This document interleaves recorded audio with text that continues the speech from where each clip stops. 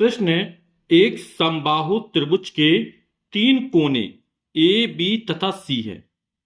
कोने ए पर एक बिंदु आवेश प्लस 0.10 माइक्रोकूलाम है। कोनों बी तथा सी के बीच मध्य बिंदु पर वैद्युत क्षेत्र की तीव्रता क्या होगी? यदि त्रिभुज की भुजाएं 10 सेंटीमीटर की हो। तो एक समबाहु त्रिभुज बना लेते हैं। तो ये कोई समबाहु त्रिभुज ए बी और ये सी है।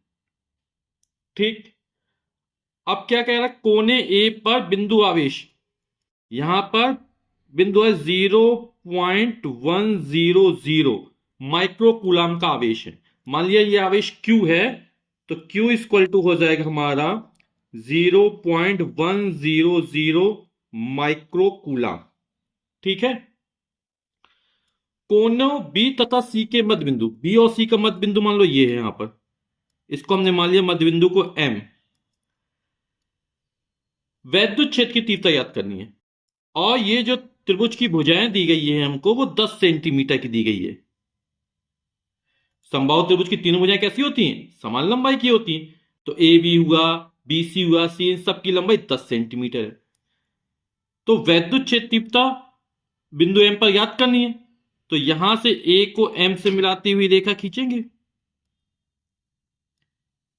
तो वैद्युत क्षेत्र तीव्रता की दिशा ये होगी। धनावेश से कारण क्या होता है? धनावेश से दूर होती है, बाहर की तरफ होती है, तो इसकी दिशा ए से एम की ओर हो जाएगी, है ना।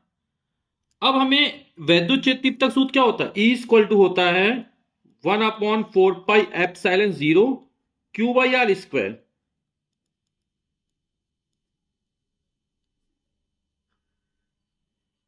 तो हमें ए के कारण एम पर निकालनी है, तो ये एम दूरी चाहिए पड़ेगी हमको, है ना। तो ये दूरी कितनी हो जाएगी? 10 सेंटीमीटर हो जाएगी। और बीसी का मध्य बिंदु है, ये दूरी 5 सेंटीमीटर होगी, बीएम, है ना। और समबाहु त्रिभुज का प्रत्येक अंतःकोण 60 अंश का होता है। ये कोण 60 अंश का है। यहां से हमने खींचा तो ये 90 अंश का कोण बनेगा। तो ये समकोण त्रिभुज बन गया, है ना।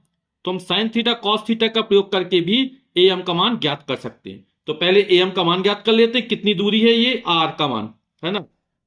तो इस कोण के लिए ये सामने वाला लंब हो जाएगा, है ना। और समकोण के सामने कर्ण रहेगा, यानी लंब बटे कर्ण का यूज कर लेते हैं। तो साइन थीटा का यूज कर लेते हैं। तो साइन थीटा बराबर होता है लंब बटे कर्ण। तो इस कोण के लिए लंब हो जाएगा हमारा ए एम, कर्ण हो जाएगा हमारा ए बी। यहां पर ये वाला जो कोण है वो 60 अंश का है, तो साइन 60 डिग्री। ए एम का मान हमें ज्ञात करना है, और ए बी का मान जो है 10 सेंटीमीटर है। साइन 60 का मान होता है √3/2 is equal to A M upon 10। तो ए एम बराबर कितना हो जाएगा? 10 इंटू √3/2। 2 1 जा 2, 2 5 जा 10, 2 पंचे 10, तो हो जाएगा 5√3, और ये सेंटीमीटर निकलेगा। तो आर का मान हमारा ये निकला है। माइक्रोकुलाम दिया, 1 माइक्रोकुलाम बराबर 10⁻⁻6 कुलाम, और इसको एक अंक और खिसकाएंगे तो ये हो जाएगा हमारा 1×10⁻⁻7 कुलाम। ठीक, और आर का मान अभी हमने निकाला, कितना निकाला? इसको भी लिख देते। आर बराबर हमारा निकला था ए एम, और ये था 5√3 सेंटीमीटर था। और सेंटीमीटर को जब मीटर में बदलेंगे तो 10⁻⁻2 का गुणा कर देंगे, तो ये बदल गया मीटर में। फिजिक्स के सवाल लगाते समय ये जरूर ध्यान रखना है न्यूमेरिकल्स में, कि जो सारे मात्रक होते हैं वो एक ही सिस्टम में होने चाहिए, एक ही पद्धति में होनी चाहिए, तो एमकेएस में हो या सीजीएस में हो, है ना। तो हमने सबको एक ही सिस्टम में चेंज कर लिया।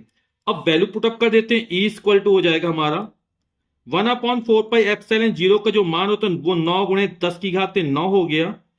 क्यू का मान 1×10⁻7 लिख दे, दैट 10⁻7 लिख देते हैं, बटे आर की वैल्यू है 5√3 ×10⁻2 वर्ग था, तो वर्ग चढ़ा दिया हमने। इसको अब सॉल्व कर लेते हैं। तो जो 9×10⁻9 में 10⁻7 का गुणा होगा, कितना बचा रहेगा? 10⁻2 आ जाएगा, है ना। आधार समान हो, घाते जुड़ जाएंगे गुणा में, तो 9 में 7 चले गए, 2 बचा।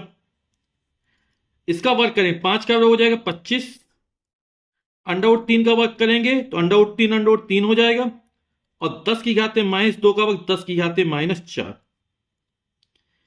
3 एकम 3, 3 त्रिका 9, तो ये बचेगा 3/25 हो जाएगा, -4 ऊपर या प्लस हो जाएगा, 4 और 2 6, ये 10 की घाते 6 हो जाएगा। तो 25 में 3 का भाग नहीं जाए, 0 का जाएगा, फिर दशमलव लगाएंगे, 0 बढ़ाएंगे, 25 से कम 25, बचेगा 5, फिर 0, 25 दूनी 50, 10 की घाते 6, और वैद्युत क्षेत्र तक न्यूटन प्रति कूलाम होता है।